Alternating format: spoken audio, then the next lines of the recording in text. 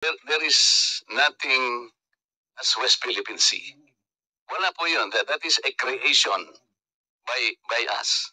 Sa totoo lang po, kahit nabasahin mo yung ating mapa or what, there is no West Philippine Sea. Ang West Philippine Sea, yun po yung area na kiniklaim natin, ito yung exclusive economic zone. The complications...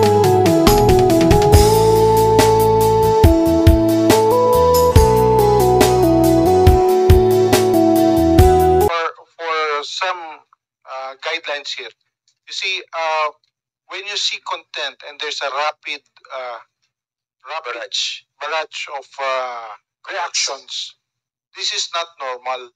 Ito ho ay kagagawa ng isang mechanism, no? Online mechanism, which we call botnets, no? Or this is generated by artificial intelligence. Ang artificial intelligence ay isang sistema po wherein you can ask it to do something automatically. It's a form of automation. And ito ay napoprogram. Mag-aantay na, this is unmanned. Pag meron ka nakuha ng content o may mag-trigger, automatic magre-respond yan. And this is not a normal occurrence ng tao. It takes several minutes for one content to have several reactions. But if you have by the hundreds and thousands, that is very abnormal. And our monitoring center in CICC, we have observed certain patterns. That's why we want to establish some new or request new legislation. We should also look at the capacity or authority to take down botnets. The capacity to determine to automatically remove that is a non-person entity and including the content it propagates. Ito ho yung and there's a violation of the freedom of expression on those bots because they're not humans. They are not humans. They're not protected by law. And I don't know how it's going to be interpreted. That's why we need legislation on this. And this is artificial intelligence. We were talking about the bots on the different reactions and messaging of those bots, which are not humans. These are not human generated. But saying libelous content on us, di ba? On everybody. The content, Mr. Chair. What about the contents? What about the sa YouTube na ginagawa nila? There's also comments and there's also di ba? Both din yun, but yung pong content can be a deep fakes as well. Yes. Mr. Chair, there's also the angle. Clarification lang muna. Chairman, Congressman Marcoleta. Director, kasi sinabi mo kanina, we must empower our people. Tama naman yun. We have to enlighten our people because if our people are able to distinguish what is fake and what is true, sila lang, they can always repel. Maski na konting tulong lang eh. Halimbawa kanina, sabi ni Chair Dan, ang problema natin is the West Philippine Sea, sabi natin. Ano? But sinong agency ng government ang nag-empower sa ating mga kababayan para malaman nilang complications ng West Philippine Sea? Isipin po natin, Sarah, there is nothing as West Philippine Sea. Wala po yun. That is a creation by us. Sa totoo lang po, kahit nabasahin mo yung ating mapa or what, there is no West Philippine Sea. Ang West Philippine Sea, yun po yung area na kiniklaim natin, ito yung exclusive economic zone. The complications of the West Philippine Sea has not been explained to our people. Kaya po nagiging vulnerable tayong lahat eh. Ang sinasabi nila, inoccupy daw ng China ang ating territory. Sir, sa totoo lang po, if CICC and other agencies would cooperate with one another to empower our people, to educate them all, wala pong madideceive kahit ano pang gawin ng China. Kasi alam po na we are all claimants dito po sa panig ng South China Sea. Several of us, Philippines, China, Vietnam, hindi po natin alam ang Vietnam has the most features occupied in the South China Sea. They had 22, China is 14, tayo, 8, Malaysia, 14, Taiwan, 1. Pero po, Kaya po nagsimula dito, yung mga tao natin, ang mga kababayan natin, kahit na pong i-feed mo sa kanya, akala niya yung totoo because we were unable to educate them. We have not enlightened them as to the complications of the of the South China Sea. What is the South China Sea? Di ba? So, doon po tayo magsimula. Ngayon, magdi-discuss tayo. We will repel this. Mahirapan din po eh. So nagiging biktima po lahat ang kababayan natin. Kahit na po dito sa ating kapulungan ngayon, hindi pa nila alam kung ano-ano po ba ino-occupy ng China. Hindi po territory ang issue in the South China Sea. Ang issue dito is our maritime rights. The maritime rights designated by our exclusive economic zone. These are not territories under public international law. So, kailangan po tayong mag-educate. Tama po kayo sa premise nyo kanina, but until and unless you are able to educate our people on the complex issues surrounding the South China Sea, pare-pareho tayo pong mabibiktima. So yun muna, Mr. Chair. Maraming salamat, Congressman. I agree with you. But with all due respect, the policy of the government about the West Philippine Sea must be followed by all of us. Because people governing this country is elected by the people. And having a policy like what was delivered by the Coast Guard of this country, we have to adhere with that. So, why did social media bloggers proliferate? Bakit po sila dumami?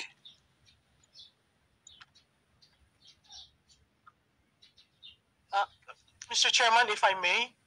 would you want to answer the Yes, sir. question? Anybody, Mr. Anybody? Chair? You're raising your hand, ma'am. Yes, sir. Sige, go ahead. Bakit dumami? Because it is free. It's personalized. You hide behind the veneer of some lack their profile. So bakit dumami? It's the in thing, mabilis.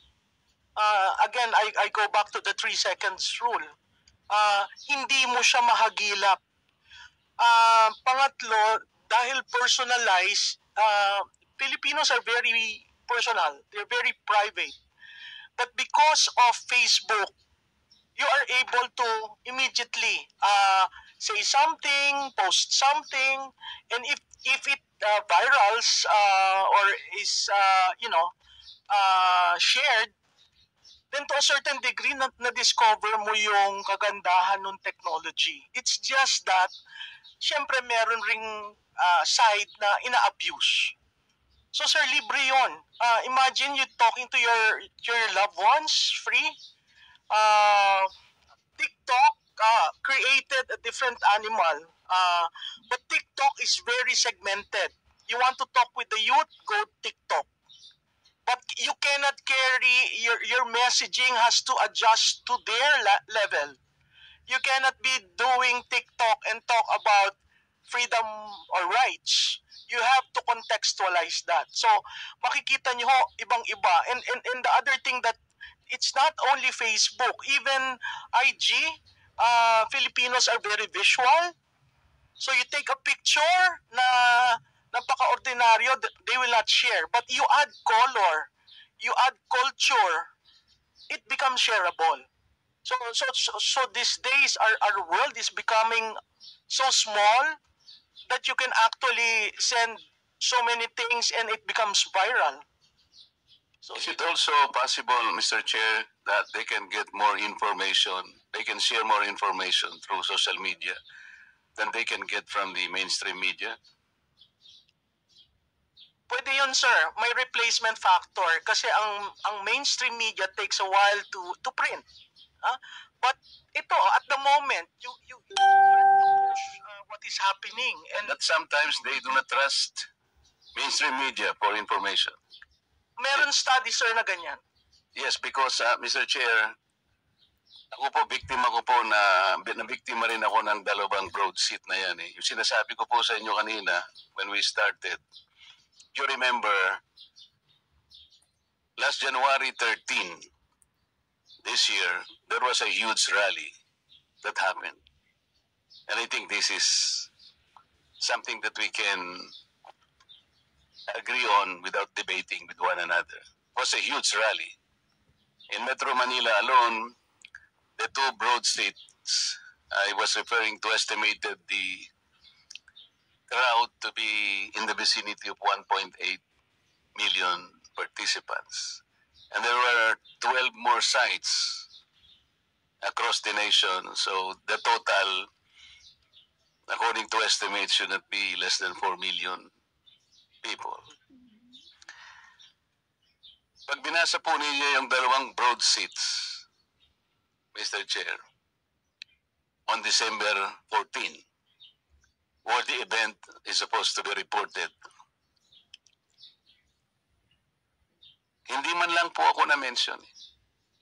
I was one of the speakers in that huge rally. Ang ating Senate President po was not there. Pero was given at least 2 paragraphs doon sa kanilang. Meron pong mga politicians na dumalo doon, although they were not invited. Pero na-mention po silang lahat. Ako po na nagsalita close to about 1 hour. Ni anino ko po hindi nabanggit eh. Mr. Chair, kahit na po sana yung sinabi, there was a politician who spoke there. We don't know him at all. Baka okay na sa akin yun eh. Not even an asterisk.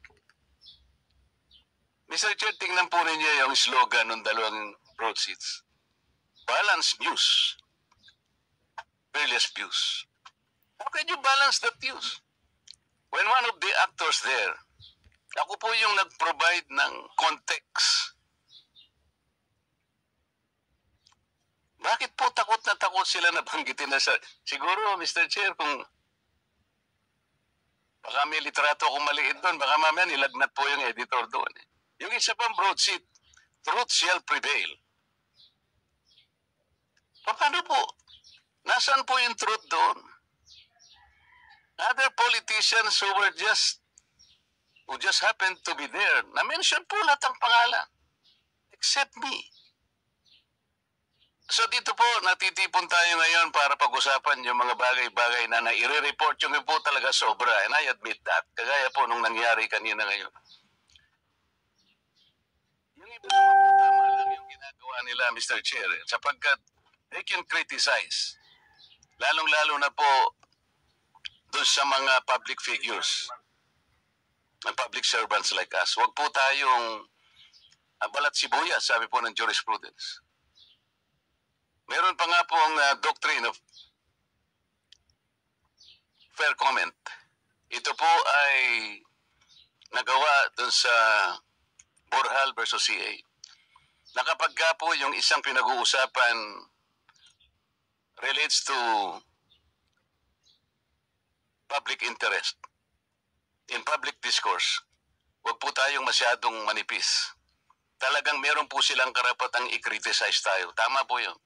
Maliwanag po na nakalagay sa ating saligang batas. Pinoproteksyon na ng free speech.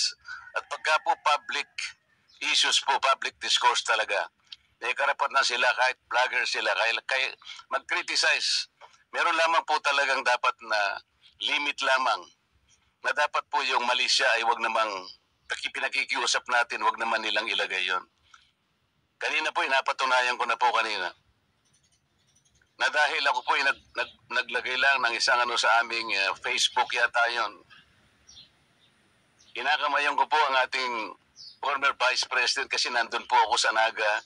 Napansin namin nung bago kami umalis, malapit po pala yung opisina niya doon sa aming sinakyan. Ay naipasya namin na bisitahin din ang ating Vice President. Para sa akin po wala naman pong masama siguro. Naipaliwanag ko lamang doon na I was running as an independent. Talaga naman po.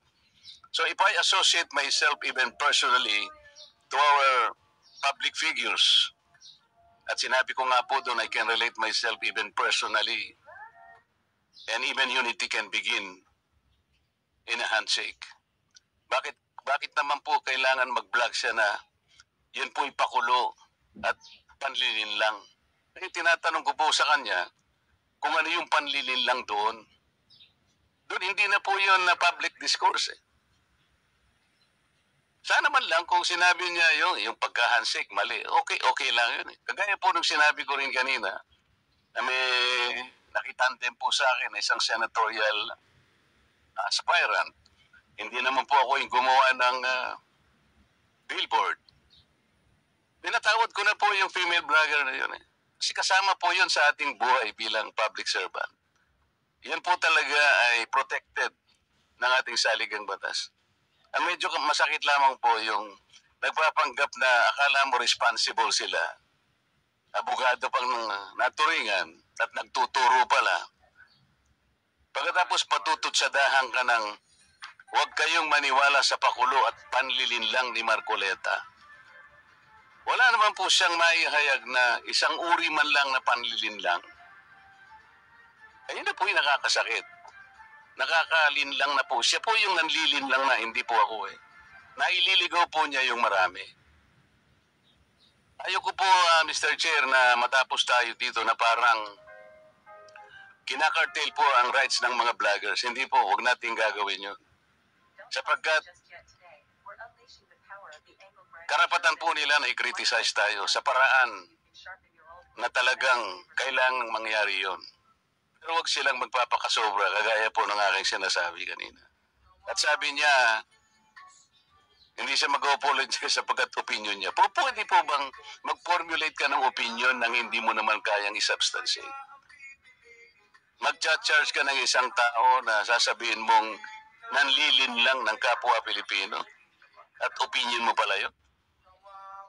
Yan po siguro yung dapat nating lamang nabigyan ng attention, Mr. Chair. Yung mga ganong klaseng mga pamamaraan ng pag-criticize sa atin nang wala namang basihan. Pag may basihan po, yun po yung sinasabi ng doctrine of fair comment. Basta mayroong pinagbasihan po na kinakailangan kang makriticize. But if unity begins with a handshake, ay sasabihin niya pong panlilin lang. Talaga po, hindi naman tama yun. Kaya po sa ngalan po ng mga vloggers na kailangan din po natin sila, lalo na ang kinukomment po nila yung governance, okay lang po sa atin yun. Huwag po tayong magiging balat sibuyas, sabi po ng jurisprudence. Kami po ay hindi balat sibuyas pagdating doon. Ngunit, kailangan tayuan naman po nila pagkaharap-harapan. Yung criticism po dapat merong basis. Kung wala pong basis, Mr. Chair, ay lalo pong napapahamak yung mga taong pinagsisilbihan nila. So, imbes na po sila yung makapag-inform, na ililigaw po nila yung marami sa atin. Yun po siguro yung dapat nating bigyan ng Katulad po ng binanggit ko kanina, sana maitanong ko po kay Dr. Rachel Khan kung nandyan pa po siya. I think yung ating pong akadema, umalis na siya yung nasa online. Kasi kanina po, Mr. Chair, dinistinguish po niya yung misinformation, disinformation, at saka malinformation. Yun pong misinformation. Yung isa nating academe nandito po ba yung academe natin sa UP? Kung nandyan po siguro, wala na po ba? Excuse na rin, Congressman Marcoleta. Yes, Mr. Chair, sinabi po sa misinformation, ito po ay karaniwan, nangyayari sa pagkakamali at wala naman siyang intensyon na iligaw yung ating publiko. Yung isa po yung disinformation, ito sinabi niya ito yung deliberate. Ito yung manipulative. Dito po ay masasakop yung ginawa ng dalawang broadsheets. Deliberate po na ginawa nila. Manipulative sapagkat paano po nila ako naalis doon sa pangyayari noong January 30? Isa po ako sa nagsalita. Sana man lang may sinabi sila, meron pong isang taga-Congress ang nagsalita. Period. Okay na po sa akin yun. Pero totally po na obliterate po ako. Iyon po ay disinformation. Yun po ay hindi tama at nalilin lang po ang ating mga mamamayan. Lalo na po yung malinformation. Ito po yung nang-aatake ng reputasyon. Ito po yung deepfake. Ito lamang po siguro yung ina-atake natin. Pero po yung misinformation, nagkamali siya halimbawa, na-overlook po niya yung ibang mga bagay. Huwag po tayong masyadong maigpit sa kanila. Babayaan po natin sila sapagkat nakakatulong naman sila. Baka naman sa ating pagmamadali po ay nagkakamali rin tayo. Hayaan natin silang i-criticize din nila tayo. Huwag lamang po yung talagang lantaran na po, deliberate. At kung titatanungin mo naman, wala naman po palang basihan, kagaya po ng napatunayan ko sa hapong ito. Maraming salamat, Mr. Chair. Okay,